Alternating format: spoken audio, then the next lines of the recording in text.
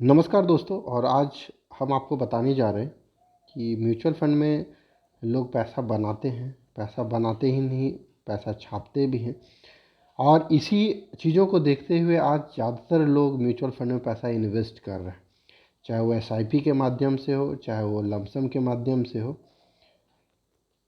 तो आज समझना बहुत ही ज़्यादा ज़रूरी है कि अगर जो लोग पैसा बना पाते हैं, जो लोग पैसा सच में कहते हैं कि पैसा छापते हैं, उसमें आपको डिफरेंस आपको समझना पड़ेगा। और क्यों लोग पैसा बना पाते हैं, इसके पीछे भी आपको जो साइंस है उसे समझना बहुत ही ज़्यादा ज़रूरी है। मैं आपको ये भी बताना चाहूँगा कि इन्वेस्टमेंट से पहले आपके पास प्लानिंग बहुत ही ज़्यादा ज़रूरी है। और उस प्लानिंग में आपको कौन कौन सी बातें आपको ध्यान रखना है, आज वो भी हम सीखने जा रहे हैं। तो चलते हैं हम और अपने नाम से हम आगे प्रोसीड करते हैं। और ये हम देखने का और समझने का कोशिश करते हैं कि एक इन्वेस्टर को इन्वेस्टमेंट करने से पहले कौन सी ऐसी बातें ध्यान रखनी चाहिए जिससे वो पैसा को बना पाए, जिसके कारण से वो अपने इन्वेस्टमेंट को स्टार्ट करना चाहता है। तो हर पैसा इन्वेस्ट करने से पहले लोगों को एक मोटिव होता है कि उसके पीछे रीज़न क्या है, किस कारण से वो पैसा जमा करना चाहता है या इन्वेस्ट करना चाहता है। तो यहाँ पे तीन ऐसा मेन मोटो दिखाया गया है, जिसमें से एक क्रिएट वेल्थ है, दूसरा है कि अपने पैसे हैं उससे रेगुलर इनकम होना चाहिए, तीसरा ऐसा है जो अपने इनकम पे टैक्स कैसे सेव कर सकते हैं, ये तीसरा चीज़ है। तो आज अभी हम लेके चलते हैं कि कैसे क्रिएट वेल्थ को हम करेंगे, इसे हम समझने का कोशिश करते हैं। और कोई भी वेल्थ क्रिएट करने के लिए म्यूचुअल फंड में दो ऑप्शन मिलते हैं आपको। एक एसआईपी के माध्यम से, जिसे लोग सिस्टमेटिक इन्वेस्टमेंट प्लान कहते हैं। एक सर्टेन अमाउंट हर महीने एक खास डेट जो आप फिक्स करते हैं, उसमें आप वो सर्टेन अमाउंट हर महीने डिडक्ट हो जाता है। चाहे मार्केट ऊपर जा रहा होता है, चाहे मार्केट नीचे जा रहा होता है, उससे कोई मतलब नहीं है। आपका सर्टेन अमाउंट उस खास डेट में आपका हर महीने डिडक्ट होता चला जाएगा। और इस तरह से आप एक छोटे छोटे अमाउंट को आप इन्वेस्ट करते रहते हैं। दूसरा लमसम अमाउंट, जिसमें आपके पास कुछ ऐसे पैसे बचत के रूप में या कुछ ऐसा ह्यूज अमाउंट जो आप कभी सेव करके रखे हुए, उसे भी आप यहाँ पे रख सकते हैं। तो अभी हम चलेंगे एक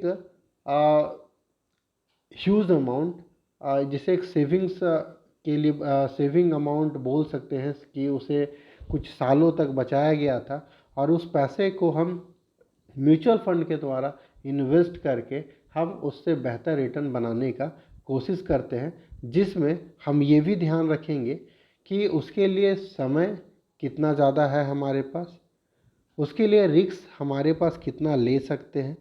तो इन सारे बातों का हम ध्यान में रखते हुए हम आपके पास ये डिटेल्स दिखाने का कोशिश करते हैं और इसे आप समझने का कोशिश करें। मेन हमारा यही है कि आप इसे समझें और इसे जानें।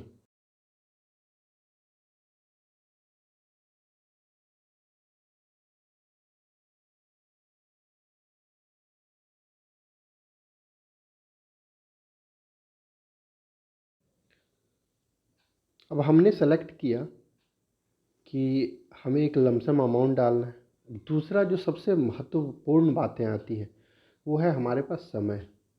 अब समय क्या है, मैं रिटायर प्लान कर रहा हूँ, किस लिए ये वेल्थ क्रिएट करना चाह रहा हूँ, ताकि हम अपने रिटायरमेंट में एक अच्छा पैसा ले सके, इस पैसे से एक अच्छा रिटर्न बना सके। तो आज हमारी जो एज है वो 36 है और हमें 60 साल होने के लिए हमारे पास जो समय है वो है 24 साल। तो हम 24 साल हमने यहाँ पे लिया है और 24 साल लेने के बाद हमारे पास ये डेटा आता है कि जो हम 5 लाख रुपया रख रहे हैं और दूसरा हमने जो डिसीज़न लिया वो है 24 साल रिटायरमेंट के लिए। तो हमारे पास एक डेटा आता है कि अगर हम किसी प्रकार का अगर हम रिस्क नहीं लेना चाहते, एकदम नेग्लिजिबल रिस्क लेना चाहते हैं, तो मेरे पास एक डेटा आता है कि 10.78% के इंटरेस्ट से कंजर्वेटिव में अगर हम जाते हैं तो हमारा 5,58,33,000 अप्रॉक्स बन के मेरे को देखने को मिलेगा जब मैं 60 साल का होऊंगा। तब दूसरा हमारे पास चांसेस है कि मॉडरेटली एग्रेसिव, उससे थोड़ा ज़्यादा रिस्क ले सकते हैं। तो हमारे पास 14.62% का ऑप्शन हमारे पास भी आता है, जहाँ पे हम अपने 5 लाख का 1.32 CR भी बना सकते हैं अगर हम रिस्क ले सकते हैं। तीसरा हमारे पास ऑप्शन आता है कि उससे थोड़ा कम रिस्क लेते हैं और हमें 13% का अगर रिटर्न मिलता है तो हम अपने 5 लाख का 94 लाख करीब बना सकते हैं।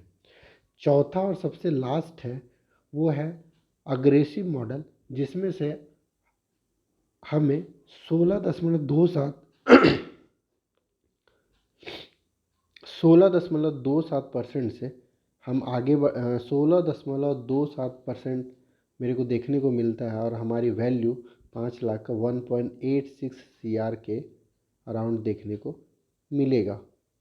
अब हमारे पास ये जो डिसीज़न है, यहाँ हमें मेन लेने की ज़रूरत है कि हमें कौन से ऐसे मॉडल को सेलेक्ट करना चाहिए जिससे हम आने वाले समय में एक अच्छा पैसा बना सकें। तो आपको इन चारों मॉडल में जब आप देखेंगे तो आपको ये देखने को मिलेगा कि आप बैंक से हर एक हालात पे आप उनसे बेहतर रिटर्न बना पा रहे, सेफली भी बना पा रहे हैं और उससे ज़्यादा भी बना पा रहे हैं।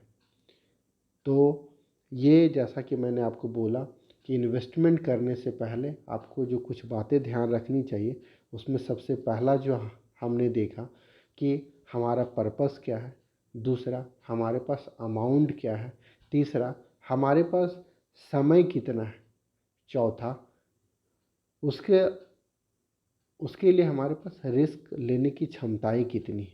अगर ये चार चीज़ डिसीज़न हो जाता है तो हमारा पैसा इन्वेस्ट करने के लिए हम काबिल हो जाते और हम अपने पैसे को एक अच्छे फंड में हम रख सकते, एक अच्छा रिटर्न की उम्मीद कर सकते हैं। ये सारा कुछ हो जाने के बाद सबसे बड़ा जो चैलेंज आता है एक इन्वेस्टर के मन में कि हमारे पास रिस्क मेरे को समझ में आ गया, मैं टाइम फ्रेम को समझ गया, पैसे भी मैं समझ में आ गया मेरे को, लेकिन मैं पैसा रखूं तो किस फंड में रखूं, ये सबसे बड़ा क्वेश्चन मार्क है एक इन्वेस्टर के मन में। और मैं आपको सबसे पहले ये रिक्वेस्ट करना चाहूँगा कि आप अपने पैसे को एक एडवाइज़र के माध्यम से ही रखें, एक अच्छे एडवाइज़र के माध्यम से रखें। और ये छोटी छोटी बातों को लेके आप मत परेशान हो कि कमीशन चला जाता है। आपको पैसे बनाने में बहुत ज़्यादा हेल्प मिलेगा, एक अच्छे एडवाइज़र के संगत में रहें। कोई भी चीज़ें एक बड़ा रोल अदा करती है तो उसके पीछे किन्हीं ना किन्हीं का हाथ होता है। वेल्थ क्रिएशन में भी एक सबसे बड़ा हाथ है, वो है एडवाइज़र का। तो एक अच्छा एडवाइज़र का सपोर्ट ले और एक अच्छा वेल्थ क्रिएट करें। तो मैंने बोला कि सबसे बड़ा जो चैलेंज आता है वो चैलेंज है फंड सिलेक्शन में। तो यहाँ सबसे अच्छी बात क्या है कि आप जैसे ही एग्रेसिव मॉडल को आपने चूज़ किया, जैसे ही मॉडरेट मॉडल को आपने चूज़ किया, जैसे ही कंजर्वेटिव मॉडल को आपने चूज़ किया, पोर्टफोलियो आपके लिए रेडी है। तो यहाँ पे हमने अभी एग्रेसिव मॉडल को चूज़ किया था। एग्रेसिव मॉडल को मैं दिखाता हूँ कि एग्रेसिव मॉडल जैसी जब चूज़ करते हैं वैसी एक परफॉर्मा रेडी होके हमारे पास आता है और हमारे फंड का डिस्ट्रीब्यूशंस कितने परसेंटेज के तौर पे किस किस फंड में जाएगा ये भी हमें बता दिया जाता है। तो हो गया ना, कितना इजी हो गया हमारे लिए फंड के लिए सोचना हमारे लिए ख़त्म हो गया। हमारे लिए ड्यूरेशन हमने जब प्लान किया, हमने अपने रिस्क को हमने जब प्लान कर लिया, तो हमारे पास जो सबसे बड़ा चैलेंज था वो था हमारे पास फ़ंड सिलेक्शन का। वो फ़ंड सिलेक्शन का भी वो चीज़ें ख़त्म हो गई। तो कितना आसान हो गया एक इन्वेस्टर को पैसा इन्वेस्ट करने के लिए। हाँ, एक दूसरी बात आपके जहन पे आएगी कि ये मैं कैसे मान लूँ कि ये फ़ंड हमारे लिए बेहतर हो सकता है। मैं कहता हूँ कि आप ये कैसे मान सकते हैं कि कोई भी अच्छी कंपनी का सामान अच्छा ही होता है, क्योंकि आप कहीं ना कहीं फ्यूचर उनका पास्ट कहीं ना कहीं देखे होते हैं, जिसके कारण से आज उन पे विश्वास होता है। सेम यहाँ पे भी है। दूसरा, मैंने जैसा कि बोला, यहाँ पे जो डिस्ट्रीब्यूशन होता है, ये डिस्ट्रीब्यूशन आपके फंड में किस परसेंटेज पे डिस्ट्रीब्यूशन होगा, ये सारा डिटेल्स आपको यहाँ पे दिख जाएगा। So wish you best of luck. I hope ये चीज़ें आपको समझ में आई होगी। हमारा मेन मोटो था कि आप एक इन्वेस्टर होने के नाते अपने इन्वेस्टमेंट के बारे में समझें,